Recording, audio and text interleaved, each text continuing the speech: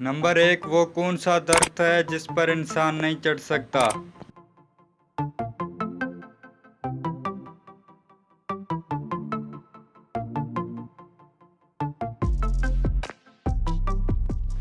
जवाब है केले का दरख्त। नंबर 2, फुटबॉल में कौन सी गैस भरी जाती है?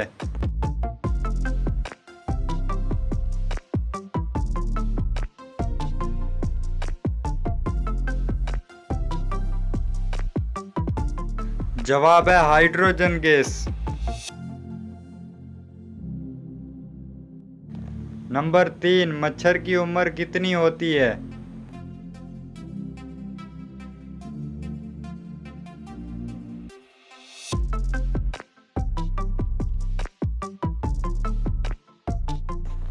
जवाब है 14 से 56 दिन तक।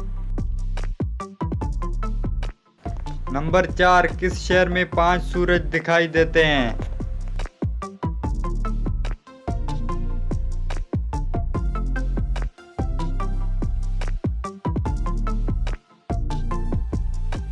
जवाब है सिंगनाइट चू, जो कि चाइना में है।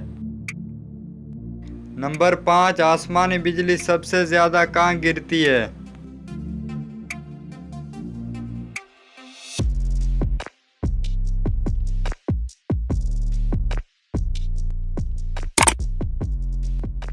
जवाब है अफ्रीका।